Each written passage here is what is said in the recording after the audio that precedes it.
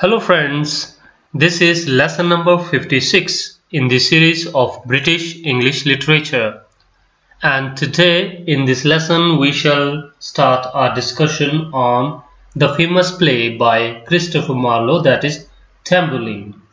In the previous video we discussed his first work, that is Dido, Queen of Carthage, and now this is his first original work, and it was published in the year 1587.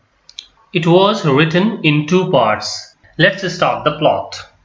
In this we have a shepherd, and the name of that shepherd is Tamburlaine. And this shepherd is so ambitious that he wants to become a ruler, the great ruler like Julius Caesar. And in the beginning of the story we see there is a Persian emperor, and his name is Mycete, and he sends his soldier to catch a shepherd, and the name of that shepherd is Tamburlaine, and he is from the country Scythia. Now Mycete has a brother, and the name is Khosrow, and he is planning to overthrow his brother. And in the next scene Tamburlaine is shown on the stage, and he is wooing a lady. The name is Xenocrate. So he is in love with that lady. Actually she is the daughter of a king of Egypt. And now the soldiers of that king and his brother Khosrow, they come to catch Tamburlaine. And Tamburlaine persuades them that they should come to his side, and later he will help Khosrow to become the king. But as the action develops we see that Mycete is killed by the new collaborated people. They are Tamburlaine and Khosrow, and later Tamburlaine, he is so ambitious that he even killed Khosrow and becomes the ruler of the kingdom. In the next scene he is shown that he is having an eye on the Turkish Empire because he wants to expand his empire, and the name of that Turkish emperor is Bajazet. So now we have that Tamburlaine has defeated even this Turkish emperor, and he has captured his wife Zabina in the prison. And Tamburlaine keeps all these defeated soldiers and even the defeated king in the prison and keeps them on the scraps of his table.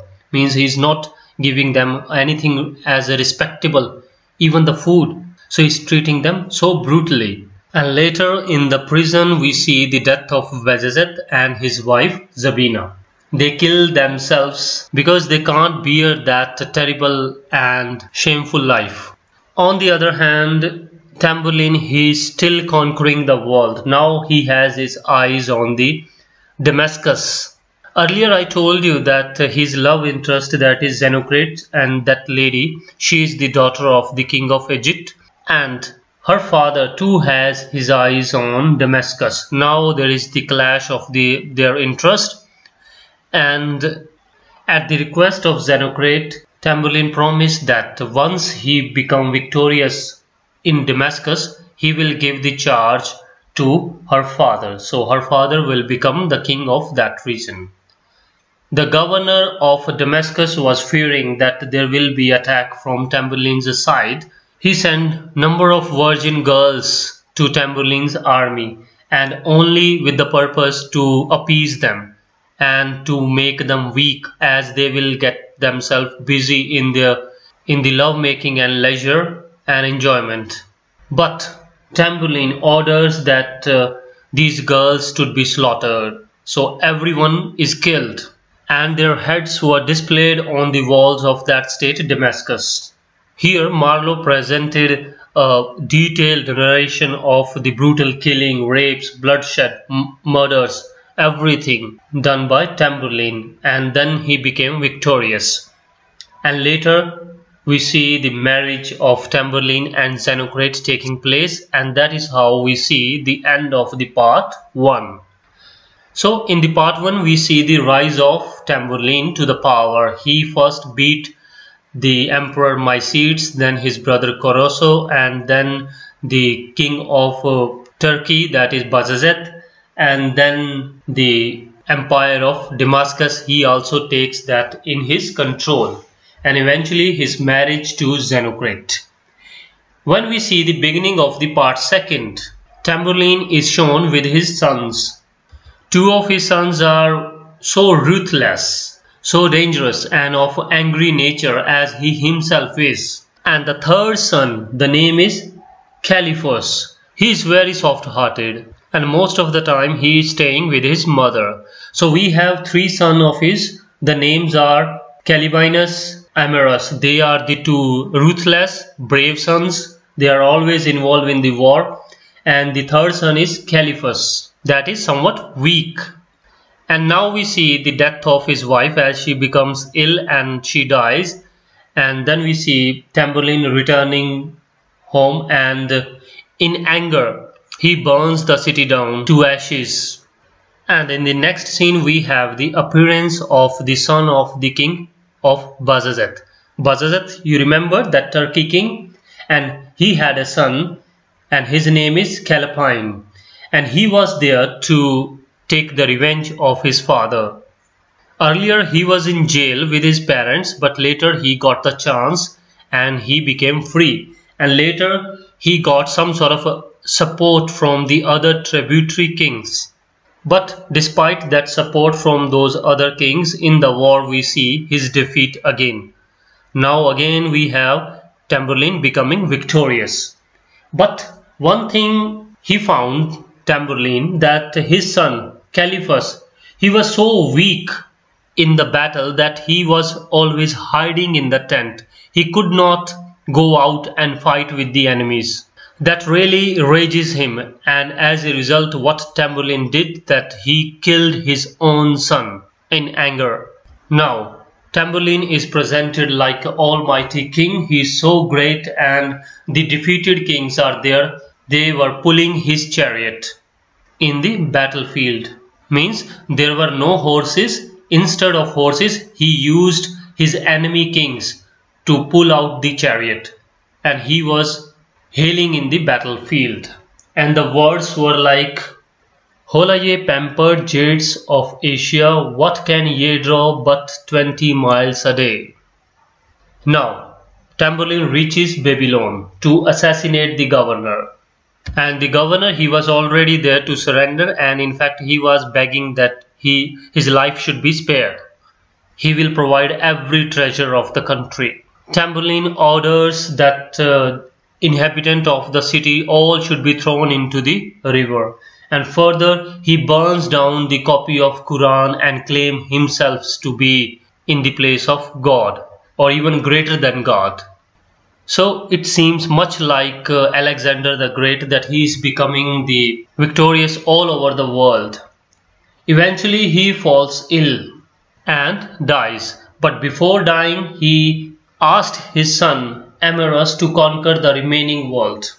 And in the last scene it is shown that his son Amorous, he is thinking that could he be like his father that great, and he is thinking that he won't be able to conquer the world, he won't be that great as his father was. So that's how we see the end of Tamburlaine. So it is like a typical story, not much that development with the complex plot as we see. So simply he is becoming victorious. Some of the names are coming from different countries, different kings, but the simple result is that he was always victorious. And 2 or 3 points you can easily notice that about his wife.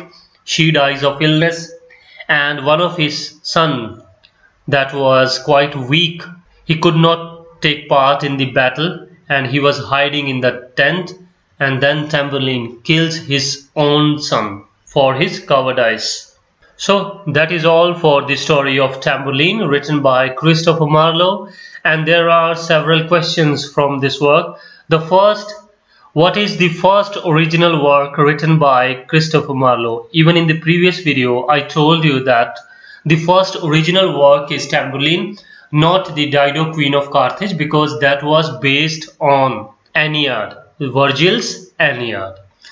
The next question, that Tamburlaine was born as. So he was born as shepherd. The next, Tamburlaine character in the play, he has which of these two qualities? So the two qualities that depict him perfectly, these are ambition and cruelty. Ambition and cruelty. The next question, that in which of the Marlowe's work we have the epic feature. So in Tamburlaine we have epic feature. Epic means the great, where we have the characters larger than life. So we have Tamburlaine as that sort of a character. In the next question, it was asked that Christopher Marlowe's heroes are larger than life. They are exaggerated in both in their faults and in their qualities, and they have desire in extreme. And one of the hero is there to conquer the world. And who is that hero? So that hero is Tamburlaine.